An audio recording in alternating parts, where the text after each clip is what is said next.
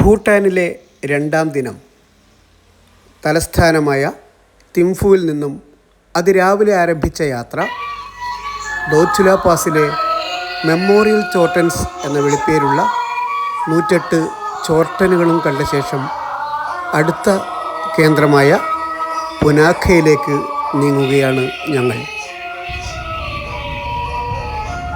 എത്ര കണ്ടാലും മതിവരാത്ത, എങ്ങനെ വർണ്ണിച്ചാലും തൃപ്തി വരാത്ത വഴിയോര കാഴ്ചകൾ. ചങ്ങമ്പുഴ കവിതകളിൽ നിറഞ്ഞു നിന്ന വാങ്മയ ചിത്രങ്ങൾ. മലകൾക്കും പുഴകൾക്കും കാടുകൾക്കും പൂക്കൾക്കുമൊപ്പം വിശാലമായ പുൽമൈതാനങ്ങൾ. ലക്ഷ്യസ്ഥാനമായ പുനാക്കാട് സോൺ അതാ ദൂരെ തെളിഞ്ഞു കാണുകയായി. ഭൂട്ടാനിലെ പ്രധാന നദികളായ ഫോച്ചു, മോച്ചു ഇവയുടെ സംഗമസ്ഥാനത്താണ് ഈ സോങ് സ്ഥിതി ചെയ്യുന്നത്. അതുകൊണ്ട് തന്നെ ദൂരെ നിന്ന് നോക്കുമ്പോൾ വെള്ളത്തിൽ പൊങ്ങിക്കിടക്കുന്ന വലിയൊരു കപ്പൽ പോലെയാണ് ഇത് തോന്നിക്കുക. ഭൂട്ടാനിലെ ഏറ്റവും മനോഹരവും രണ്ടാമത് നിർമ്മിക്കപ്പെട്ടതുമായ സോങ് ആണിത്. സോങ് എന്നാൽ ഭൂട്ടാൻ ഭാഷയിൽ കോട്ടയും ആശ്രമവും ഭരണകേന്ദ്രവും ഒത്തുചേരുന്ന ഒരിടം എന്നാണ് അർത്ഥം. 17-ാം നൂറ്റാണ്ടിൽ, അതായത് 1637 ഭൂട്ടാനെ ഒരു രാജ്യമായി ഒരുമിപ്പിച്ച ഷാങ്ദ്രുങ് വാങ് നാംഗ്യേലാണ് ഈ കോട്ട നിർമ്മിച്ചത്. പുനങ് ദച്ചൻ ഫോഡ്രങ് എന്നാണ് ഇതിൻ്റെ യഥാർത്ഥ പേര്. മഹാസന്തോഷത്തിൻ്റെ കൊട്ടാരം എന്നർത്ഥം. നമ്മളിതാ ആ സന്തോഷ കൊട്ടാരമുറ്റത്ത് എത്തിയിരിക്കുന്നു. 2 വാഹനങ്ങളിലായാണ് ഞങ്ങളുടെ ഇവിടുത്തെ യാത്ര എന്ന് നേരത്തെ പറഞ്ഞുവല്ലോ. ഒന്നാമത്തെ വാഹനത്തിലായിരുന്നു ഞങ്ങൾ. രണ്ടാമത്തെ വാഹനം എത്താനിരിക്കുന്നതേയുള്ളൂ. അവരും കൂടി എത്തിയിട്ട് ഉള്ളിൽ കടക്കാമെന്ന് ഞങ്ങളുടെ ഗൈഡ് പറഞ്ഞു. എന്നാൽ അതുവരെ ഫോട്ടോഷൂട്ടാവാം.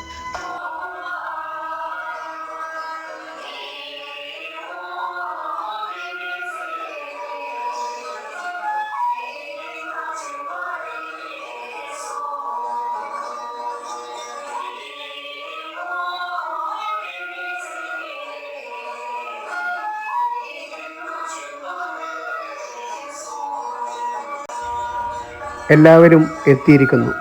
ഇതാ അകത്തേക്ക് പോവുകയായി. ഒരു കാലത്ത് ഭൂട്ടാൻ്റെ തലസ്ഥാനമായിരുന്നു പുനഖ. അതുകൊണ്ട് തന്നെ ഈ സോങ്ങിന് ഭൂട്ടാൻ്റെ ചരിത്രത്തിൽ വലിയ സ്ഥാനമുണ്ട്. ഭൂട്ടാൻ്റെ ആദ്യത്തെ രാജാവ് കിരീടധാരണം ചെയ്തതും ഇപ്പോഴത്തെ രാജാവായ ജിഗ്മെ ഖേസർ നാംഗ്യേൽ വാങ്ചുക്കിൻ്റെ രാജകീയ വിവാഹം നടന്നതുമെല്ലാം ഈ പുണ്യഭൂമിയിൽ വെച്ചാണ്. അക്കാര്യങ്ങളെപ്പറ്റി പറയുകയാണ് ഞങ്ങളുടെ ഗൈഡ്. വസന്തകാലത്ത്, അതായത് മാർച്ച് ഏപ്രിൽ മാസങ്ങളിൽ ഇവിടം സന്ദർശിക്കുന്നത് ഒരു മാന്ത്രിക അനുഭൂതിയാണ്. കോട്ടയ്ക്ക് ചുറ്റുമുള്ള ജക്രാന്ത മരങ്ങൾ ലിലാക് നിറത്തിലുള്ള പൂക്കളാൽ നിറയും. വെളുത്ത ചുവരുകളുള്ള കോട്ടയും പർപ്പിൾ നിറത്തിലുള്ള പൂക്കളും ഒഴുകുന്ന നദിയും ചേർന്ന് ഈ ഭൂമിയിലെ ഒരു സ്വർഗീയ ദൃശ്യമാണ് സമ്മാനിക്കുന്നത്. So it was Punakha was the capital of Bhutan till 1955. Okay. Then after that, 1956, it was shifted up there in Thimphu. The reason, the first highway is between Phuntsholing and Thimphu. So as you know, Bhutan don't manufacture anything out here. Most of the trades and the shoppings, imported from Phuntsholing. So the administrative central hub is shifted up there in Thimphu in 1956. Okay, so till 1955 the capital of Bhutan was here and Punakha. Okay, so this particular fortress was blazed by Guru Padma Sambhava in 7th century. Okay, കുത്തനെയുള്ള വലിയ മരപ്പടവുകൾ കയറി വേണം കോട്ടയ്ക്കുള്ളിലേക്ക് കടക്കാൻ. പടവുകൾ കയറി ചെന്നെത്തുന്നത് ബുദ്ധൻ്റെ ജീവിതകഥകൾ വർണ്ണാഭമായി വരച്ചു ചേർത്ത ചുമർ ചിത്രങ്ങളുള്ള ഒരു വലിയ സ്വീകരണ മുറിയിലേക്കാണ്. അവിടെ നമ്മെ കാത്തിരിക്കുന്നത് വലിപ്പമേറിയ 2 പ്രാർത്ഥനാ ചക്രങ്ങളാണ്. അവ തിരിക്കുമ്പോൾ ഉയരുന്ന മണിനാദം നമ്മുടെ മനസ്സിന് ഒരു പ്രത്യേക ശാന്തത നൽകും. ഉള്ളിലേക്ക് നടക്കുമ്പോൾ വിശാലമായ 3 കോർട്ട്യാർഡുകൾ അഥവാ മുറ്റങ്ങളാണ് ഈ സോങ്ങിനുള്ളത്. ഭരണകേന്ദ്രങ്ങളും പ്രാർത്ഥനാമുറികളും സന്യാസിമാരുടെ താമസ സ്ഥലവുമെല്ലാം ഈ കോർട്ട്യാർഡുകൾക്ക് ചുറ്റുമായി നിർമ്മിക്കപ്പെട്ടിരിക്കുന്നു.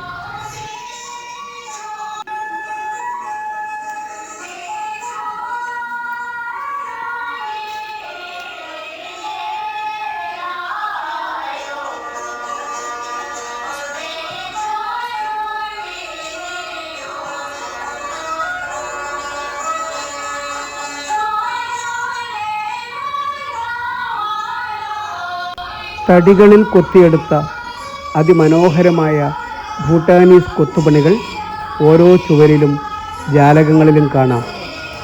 ഇതിൻ്റെ നടുവിലായി ആകാശത്തേക്ക് ഉയർന്നു നിൽക്കുന്ന ഉൽസെ എന്ന കേന്ദ്രഗോപുരം ഈ നിർമ്മിതിക്ക് ഗാംഭീര്യം കൂട്ടുന്നു. ഇനി കാണാനുള്ളത് ഇവിടുത്തെ പ്രധാന പ്രാർത്ഥനാ ഹാളാണ്. എന്നാൽ ഇവിടുന്ന് അങ്ങോട്ട് ക്യാമറ കണ്ണുകൾക്ക് പൂർണ്ണ വിലക്കാണ്.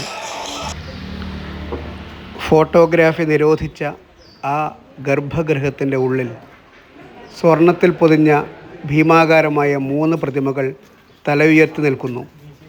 നടുവിൽ ശാന്തനായിരിക്കുന്ന ഗൗതമ ബുദ്ധൻ, വലതുവശത്ത് ഭൂട്ടാനിലേക്ക് ബുദ്ധമതം കൊണ്ടുവന്ന ഗുരു റിംപോച്ചെ, ഇടതുവശത്ത് ഈ രാജ്യം ഒന്നിപ്പിച്ച ഷാബ്ദ്രുങ് ങ്വാങ് നാംഗ്യേൽ.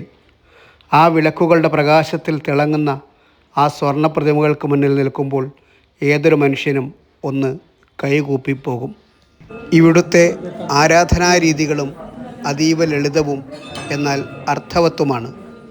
തികച്ചും ശാന്തമായ അന്തരീക്ഷത്തിൽ സന്യാസിമാർ മന്ത്രങ്ങൾ ഉരുവിടുമ്പോൾ ഭക്തർ അവിടെ വെങ്കല പാത്രങ്ങളിൽ യോൻചാപ്പ് എന്ന ജലനിവേദ്യം സമർപ്പിക്കുന്നു. വരിവരിയായി വച്ചിരിക്കുന്ന 7 പാത്രങ്ങളിൽ ശുദ്ധമായ ജലം നിറച്ചു വെക്കുന്ന ഈ ആചാരം ആഗ്രഹങ്ങളില്ലാത്ത മനസ്സിൻ്റെ ശുദ്ധിയെയും ത്യാഗത്തെയും പ്രപഞ്ചത്തോടുള്ള നന്ദിയെയും സൂചിപ്പിക്കുന്നു. എല്ലാം കണ്ട് ഞങ്ങളിതാ പടിയിറങ്ങുകയായി. നദിക്ക് കുറുകെയുള്ള തടിപ്പാലവും കടന്ന് പ്രവേശന കവാടത്തിലൂടെ പുറത്തേക്ക് യുദ്ധങ്ങളെയും അഗ്നിബാധകളെയും പ്രകൃതി ദുരന്തങ്ങളെയും അതിജീവിച്ച് ഇന്നും തലയുയർത്തി നിൽക്കുന്ന പുനഖ സോങ് വെറുമൊരു നിർമ്മിതിയല്ല. അത് ഭൂട്ടാൻ്റെ സംസ്കാരത്തിൻ്റെയും വിശ്വാസത്തിൻ്റെയും മായാത്ത ചരിത്രത്തിൻ്റെയും ജീവിക്കുന്ന സ്മാരകമാണ്. സോങ്ങിനൊപ്പം പുനാഖ പട്ടണത്തോടും വിട പറഞ്ഞ് ഞങ്ങൾ അടുത്ത കേന്ദ്രത്തിലേക്ക്. നദിക്കരയിലൂടെ കുന്നിൻ ചെരുവുകളിലൂടെ ഗ്രാമീണ സൗന്ദര്യം ആസ്വദിച്ചുകൊണ്ടുള്ള മനോഹരമായ ഒരു യാത്ര. കാഴ്ചകൾ കണ്ട് കൊതിതീരാത്ത യാത്ര. വഴിയിൽ പലയിടത്തും ഭൂട്ടാൻ്റെ സവിശേഷതകളായ പ്രാർത്ഥനാ പതാകകൾ. ഈ നദിയിൽ എവിടെയോ ആണ് സാഹസികമായ ഞങ്ങൾ കാത്തിരിക്കുന്ന ആ റാഫ്റ്റിംഗ്. കുത്തൊഴുക്കിലൂടെ റബ്ബർ ബോട്ടിലുള്ള ഒരു യാത്ര. ഒരാൾക്ക് 1500 രൂപയാണ് ഇതിൻ്റെ ചാർജ്. അല്പം ഭയത്തോടെയാണെങ്കിലും കുറേ പേർ പേര് നൽകിയിട്ടുണ്ട്. എന്താകുമോ ആവോ. നെൽവയലുകൾ ഉൾപ്പെടെയുള്ള കൃഷിസ്ഥലങ്ങൾക്കരികിലൂടെയാണ് ഇപ്പോൾ നാം യാത്ര ചെയ്യുന്നത്.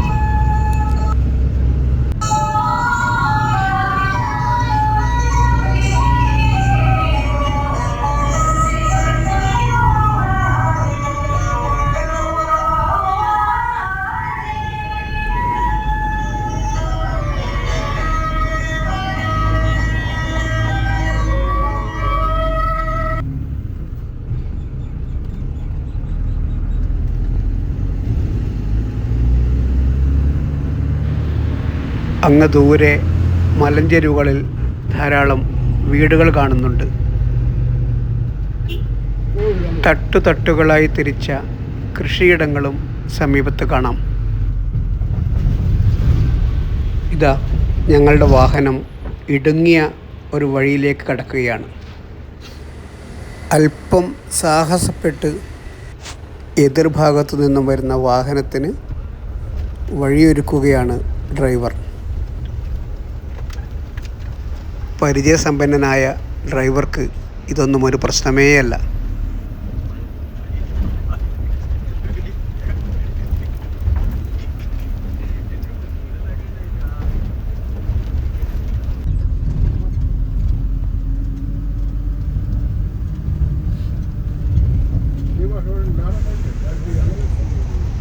ഇതാ പുഴയുടെ തീരത്ത് എത്തുകയായി. ഇതാണ് റാഫ്റ്റിംഗ് തുടങ്ങുന്ന പോയിൻ്റ്. പുഴയുടെ അവസ്ഥയും അവിടെ നിന്ന് നീങ്ങിയ 1-2 ബോട്ടുകളുടെ സ്ഥിതിയും കണ്ടപ്പോൾ നേരത്തെ തയ്യാറായ ചിലർ റാഫ്റ്റിങ്ങിൽ നിന്ന് പിന്മാറി. അതിസാഹസികമായ ഞങ്ങളുടെ റാഫ്റ്റിങ്ങിൻ്റെയും തൂക്കുപാലത്തിലൂടെയുള്ള യാത്രയുടെയും വിശേഷങ്ങൾ അടുത്ത വീഡിയോയിൽ ആവട്ടെ. Thanks for watching.